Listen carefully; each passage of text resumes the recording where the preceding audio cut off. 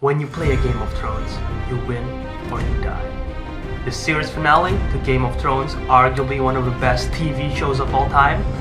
Was it any good? Let's find out.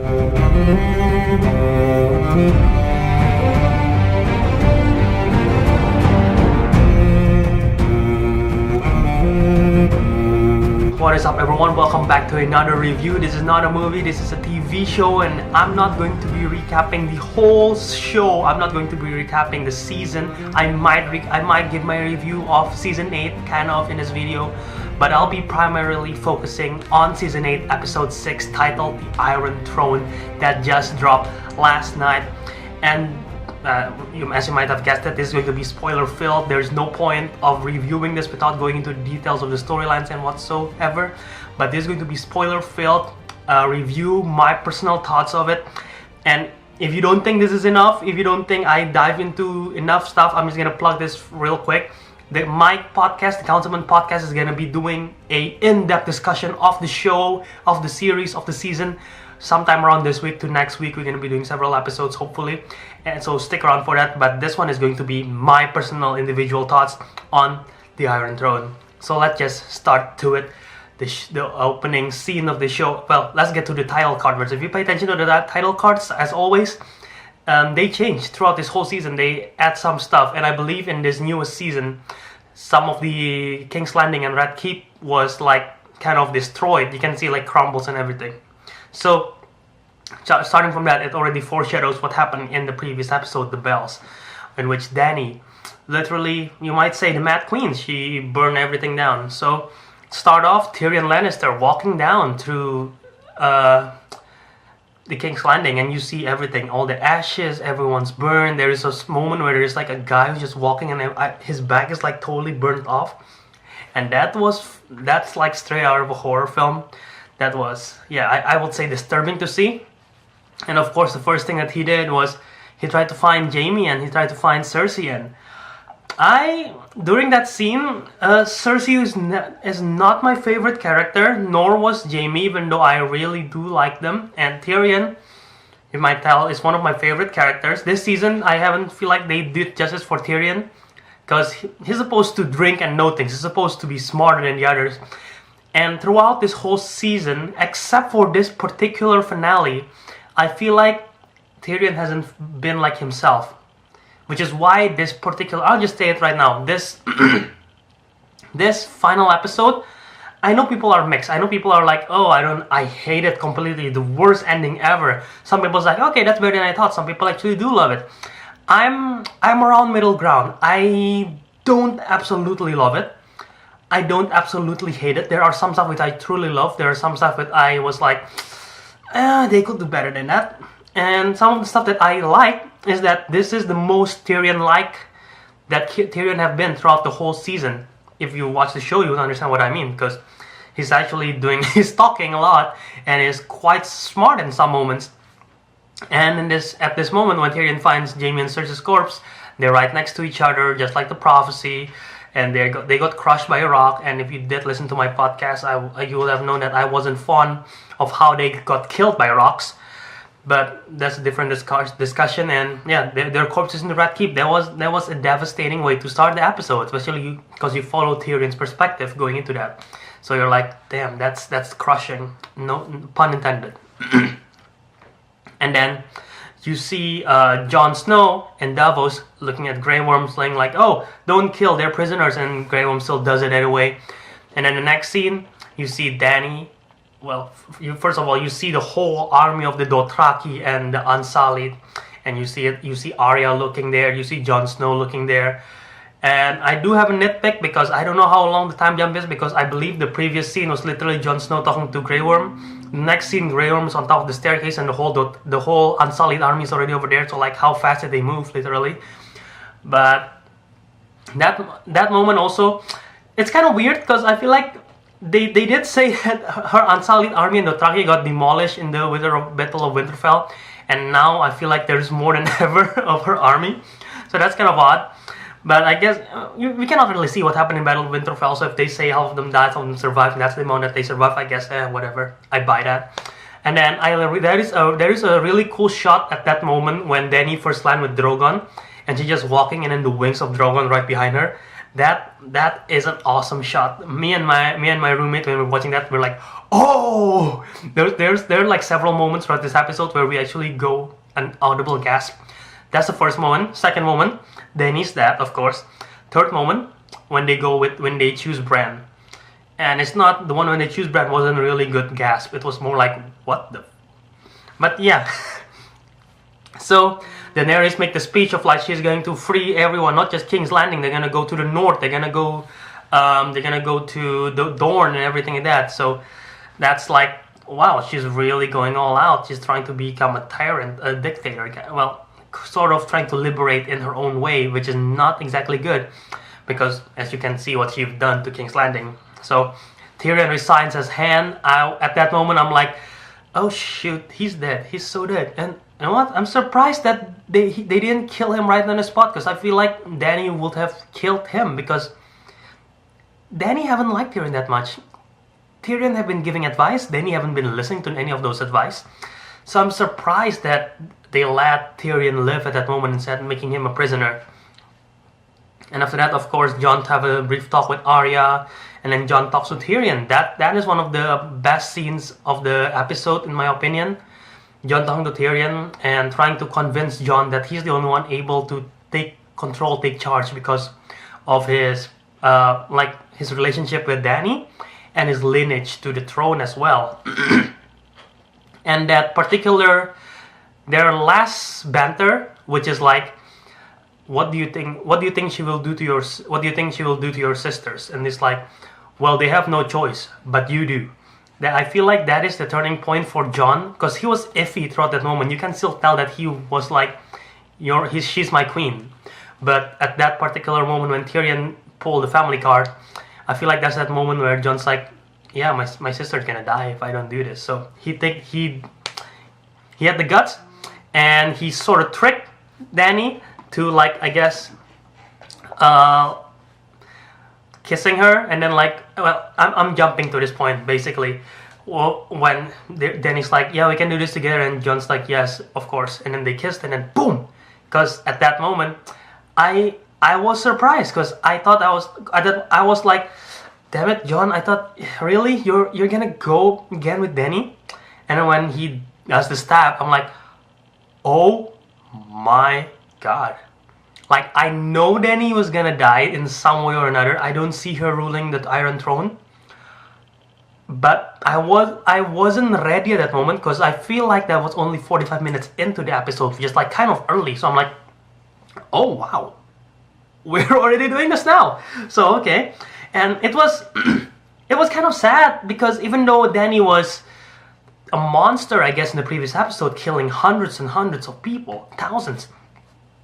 But Dany, you had a gleeful smile on Dany when she got the throne for the first time. It's almost like when you see her for the first time in the, well, not the first time she's on the whole show, because she's like very naive, but like when she is, let's say season 3 of Dany, which is like really more of that like empowerment kind of thing, more happy, and that, because she hasn't been happy at all this whole show, this whole season.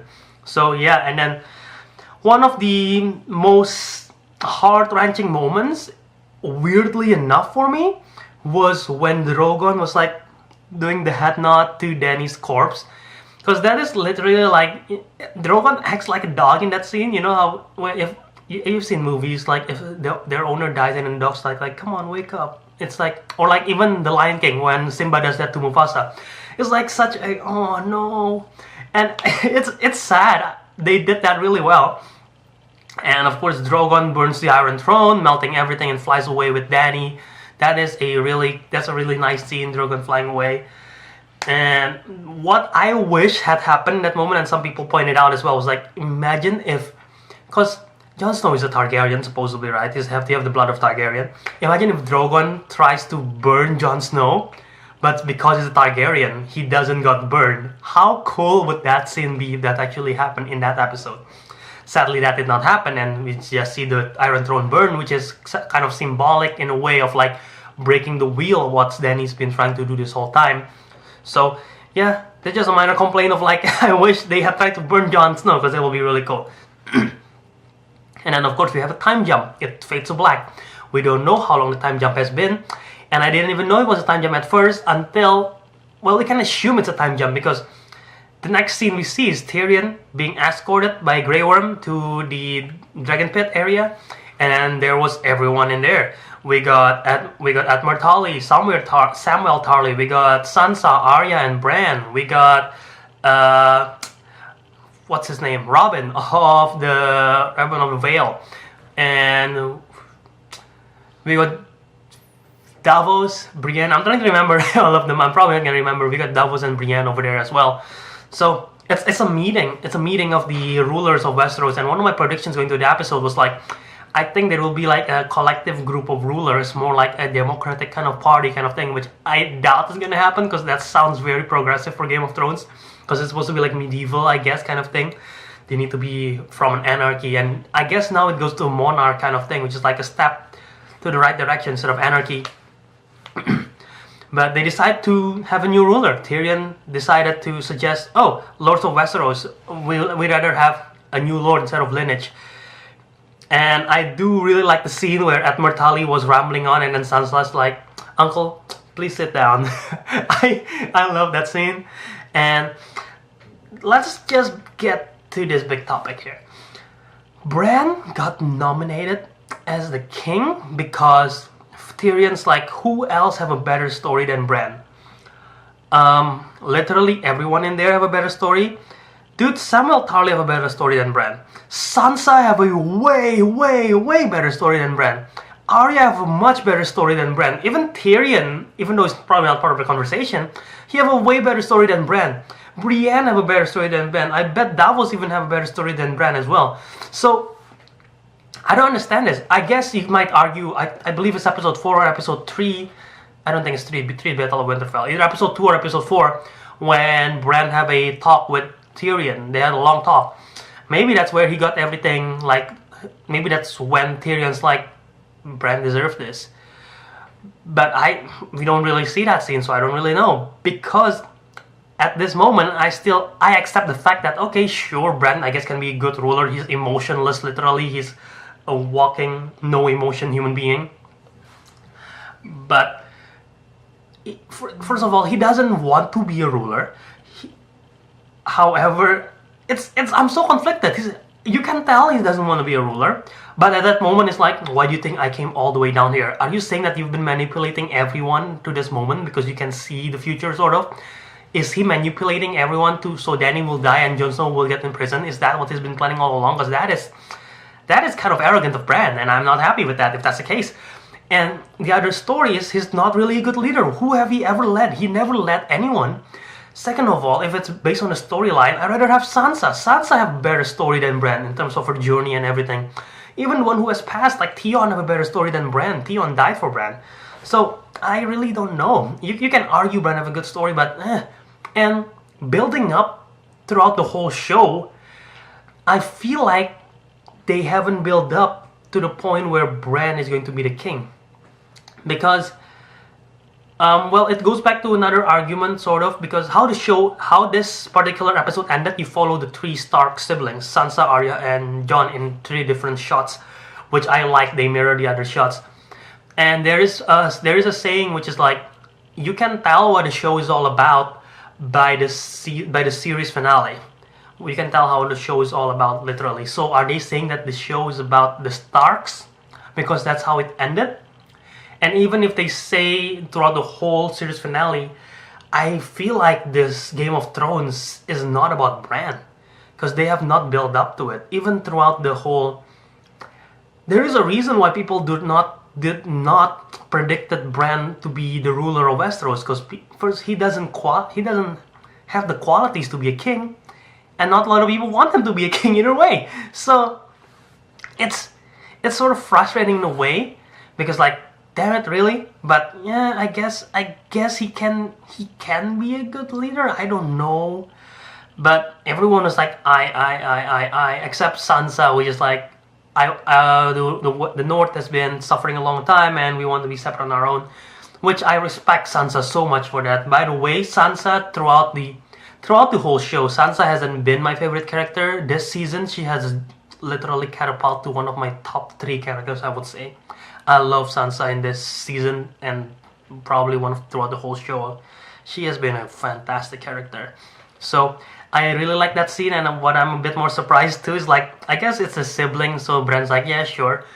But imagine if like Yara is like, well, I want to take the Iron Islands as his own kingdom as well, and then like imagine if Robin as well says that. So it's kind of like a convenient kind of thing, I guess, because he let Sansa take the North on his own. Well, I guess the North is a bigger kingdom than the others, so you can argue that.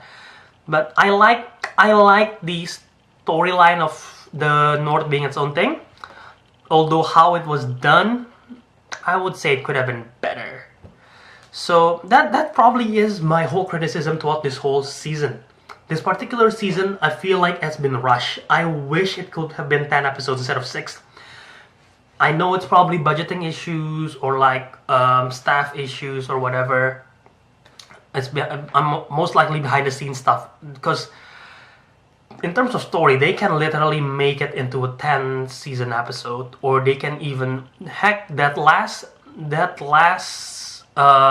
second half of the episode, starting from this time jump all the way to the very end, you can literally spread it out into 6 episodes, like how season 1, season 2, season 3 was like quite slow. And a lot of people dig that. Some people doesn't like it, but most people do. And the people who stick around are the ones who dig those kind of stuff. So the fact that they're rushing it, I feel like it's all sort of like a disservice for the fans as well, because people have been sticking around this whole time, liking the slow pacing and suddenly like boom, boom, boom, boom, jumping from one point to another. Like, okay, fine, I get it, because you need to get it done, but they could have been better. Like, the fact that people are criticizing the last episode that Dany is going Mad Queen is not because that they don't like that idea. It's more like they don't like how it was done.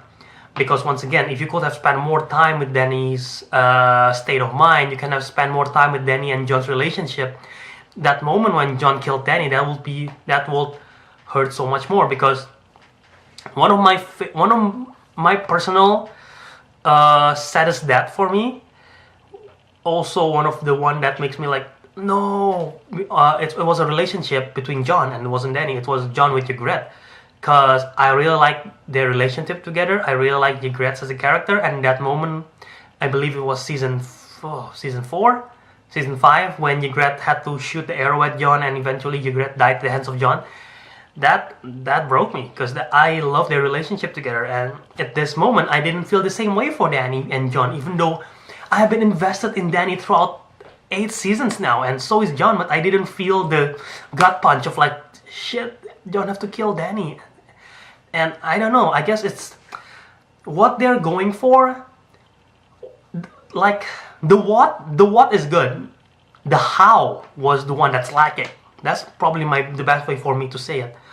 So yeah, that is my biggest criticism for this whole season, honestly. So yeah, I've ran quite some time for that moment. So where was I? Bran gets nominated, the North gets separated from Westeros, and then oh yeah, Jon Snow gets sent to the Night Watch. I guess that's first of all, I am surprised that, like I said, how Tyrion was not directly killed after he threw that thingy, the head of the Queen. I am surprised the same fact that Jon was not killed by Grey Worm at that point. Instead, he was imprisoned. I mean, like, even though Dany's corpse is gone, I'm pretty sure they know Jon has done something to her, because the Iron Throne is not there anymore, and Jon was there with the blood on the floor as well. So Grey Worm on the outside on the truck, he should have known. So I'm surprised that they kept him alive and imprisoned him, because who was there to hold back Grey Worm from doing that? Because Grey Worm was merciless, killing the Lannisters. No one was holding back Grey Worm to kill Jon Snow, but instead he'd hold back and imprison him instead. So I'm sort of like confused. I'm sort of, I guess that's a criticism on my end again, because like Grey Worm would have killed Jon Snow if you're sticking with his persona at that point. So yeah, Jon Snow eventually got sent to the Night's Watch because they want a middle ground. They want to bring back the stuff, want to bring him back to the north, of course, to Winterfell. But the Unsullied, of course, want him off by his head.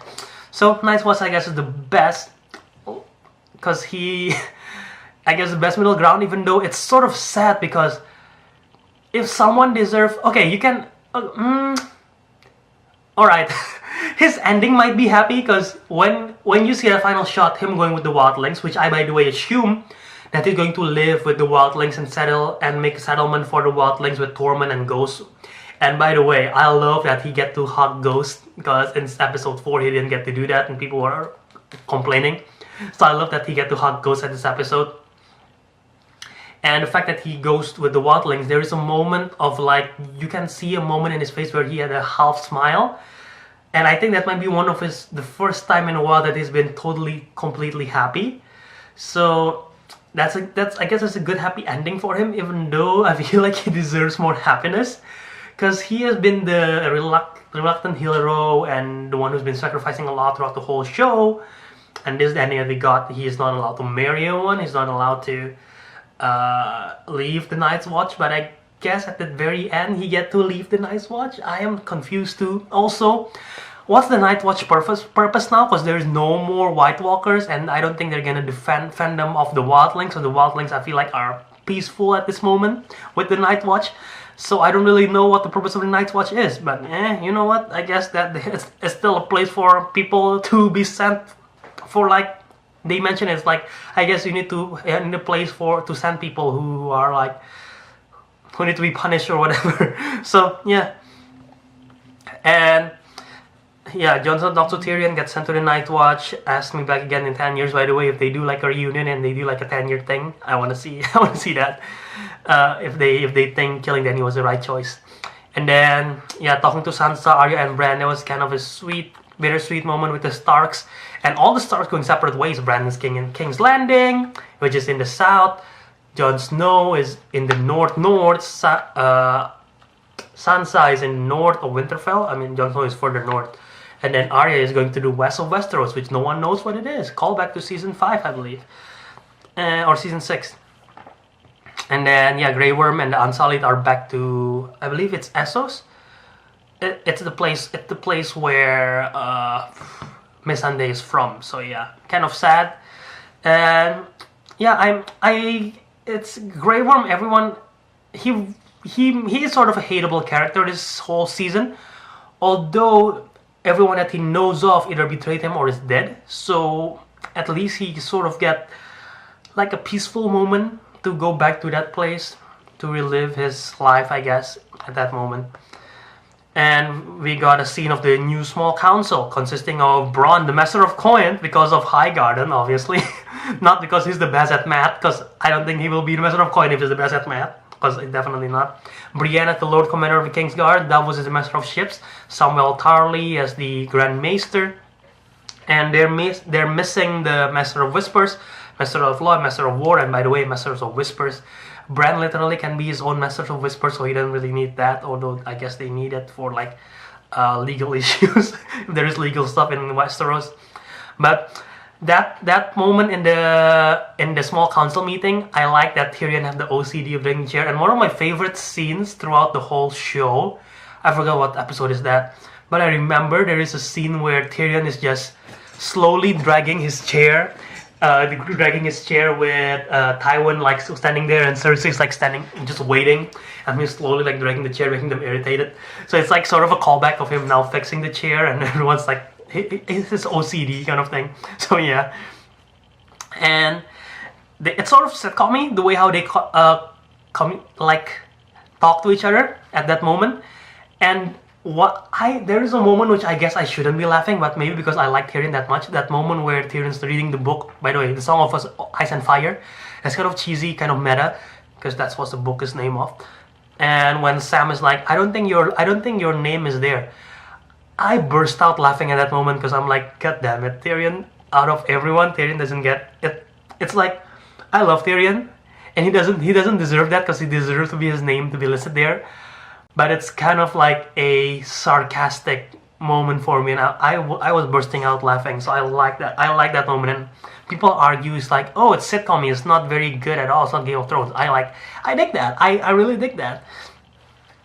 And yeah, Brienne writing Jaime's biography and how it ended with like he died protecting his queen.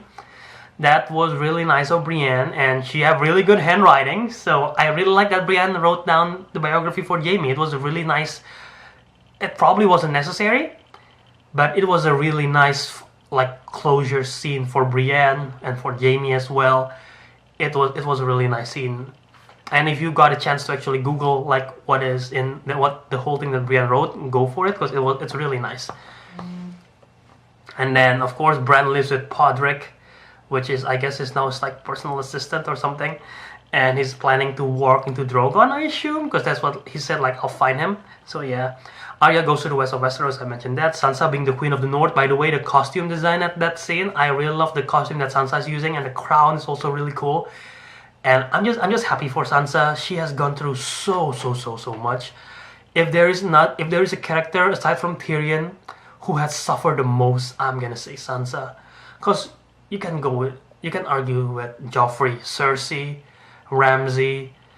Sansa has gone through all of those, and even Littlefinger and what's her name, the Queen of the Vale. So she's gone through a lot. So I'm happy that she got a happy ending for her. And yeah, of course, all three of the Starks, the intercutting montage that I said earlier, I like that they all get their happy ending, because Arya looks happy, Sansa looks happy as the queen in the north, and Jon Snow looks happy to be back in the wildlings. I think when he was north of the wall, I think that was the only moment where he was truly happy, because once he comes back to the wall and had to fight the wildlings, you can tell he wasn't happy. When he had to be the king of the north, he wasn't really happy. When he had to bend the knee and defend Westeros and fight for King's Landing, he was never happy. I feel like the only moment where he was truly happy was beyond the wall. So I'm glad that he gets to go back, I guess, at that moment, because yeah. And yeah, he's with Tormund, and I guess that's all my notes. And I guess that's the thought that I talk a lot already. I'm trying to think what else I'm missing. I guess my biggest criticism is literally the pacing. I wish we could get a 10-episode season. People will be more fulfilled, I can guarantee you. And I believe the Rotten Tomatoes for this season has not been good. I haven't checked what the last episode Rotten Tomatoes score is, but I don't think it's very good, because people are like conflicted about it. But for the most part, this episode I do enjoy. I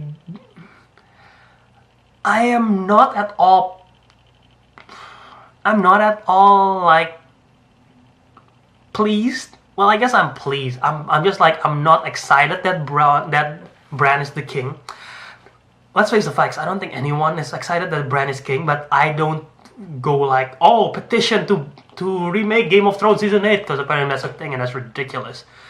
So, yeah, I'm okay with Bran being the king, although anyone literally could have been.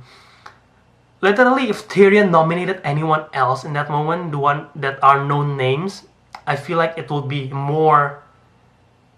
I would accept it more, because even like Samwell being the king, I'll be like, okay, I dig that, because I like Samwell. If you say Arya, I'll be like, oh, that's not the arc that she's going with. I don't think she's gonna accept it, but I'm like, okay, that's pretty cool. If you go with Sansa, of course I'm happy for it. If you go with, well, probably not Robin. If you go with Brienne, which is unlikely, but I'll be like, oh yes, she deserves it. If you go with Davos, I'm like, oh, okay, Davos definitely deserves it. He's a great guy. If he even nominated himself, I'd be like, yeah, Tyrion, let's go. But he nominated Bran. I'm like, huh? Really? Bran? So I think that's where most people got hatred, because of Bran becoming the king. But yeah, I guess that is just my thought. But I love the show. The show has been something truly special. I never thought I would dig Game of Thrones. I started watching Game of Thrones in January, and I've been watching it and binging it all the way to season 7 up until now. And I love it. I love the people that I meet in this community that love Game of Thrones and talk Game of Thrones. And it's a new lore that I was, while waiting for season 7 and season 8, all I've been doing is like watching videos of like, oh, history of the Robert's Rebellion, or like the history of the houses and what they all mean. And the mysticism and the lore and the fan theories and the predictions and everything, that's what makes Games of Thrones so special. And it's a great fandom, it's a great lore, and it's a great world to dive into. So despite the fact that this final season hasn't been the best, and I'm just gonna say I like episode 1, I like episode 2, episode 3 I'm middle ground, episode 4 episode 5 I wasn't too happy, episode 6 I like it again for the most part. So this final season hasn't been the best season at all, but I still love the show. I truly do, because like I said everything about it. Like if you go talk to a person who loves Game of Thrones, okay, you go talk to a person and they like Game of Thrones, and you ask them who their favorite character is, I can guarantee you, most of the time, one person's favorite character is not the same with another. Because I've talked to lots of people who like Game of Thrones, and when I ask them who their favorite character is, and it's always different. So it's special what this show has been going all this 8th season, all this 7 and 3 hours, I believe, of runtime, with so many characters in juggle, killing of Ned Stark in season 1, the Battle of the Bastards, one of the best scene ever, the Hodor moment that broke my heart, the red wedding, the purple wedding, everything to the bells that, and finally Dany dying and everything. Throughout the whole show, there are so many moments, so many special characters that has built Game of Thrones to something truly special. And yes, I don't think they nailed the perfect landing, and to be honest, I don't think whatever they do, they can do that, because the expectation is too high at this moment. And think about it, whoever sat on the throne at that final episode, there will be fans out there who's gonna be unhappy with it.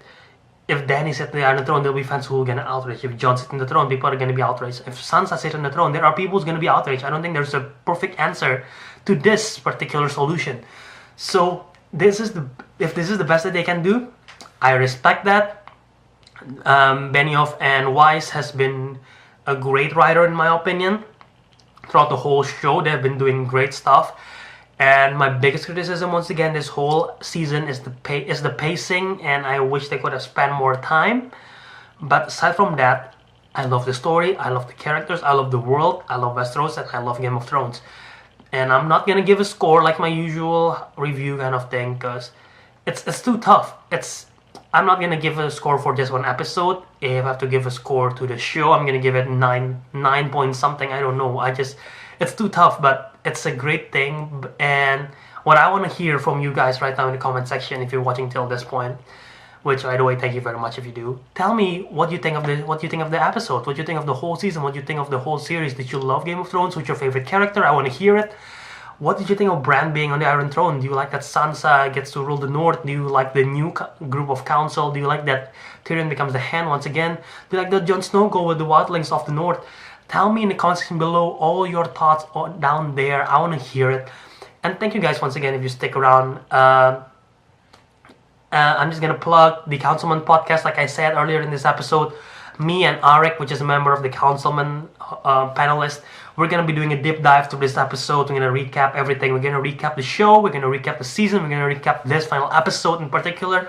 We're going to have lots of thoughts. I asked Ahhh the other day what he thought on this episode is, and he's like, I hate it. So there's going to be an interesting talk in that podcast. So subscribe to the podcast feed, The Councilmen. You can find it Spotify, Apple, wherever. And yeah, thank you guys for watching. Subscribe to my channel if you want to see more.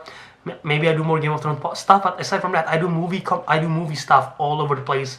Trailer reaction, movie reviews if you like it. So yeah, stick around, subscribe, leave a like to this video if you want to see the channel to grow. You can follow me at Twitter and Instagram at JAveradharma. If you want to tackle me on Twitter, talk to me, argue, whatever, go ahead. I am very active there. I will reply you back. So thank you guys once again for sticking around, and until next time, Jao out. And our watch has ended.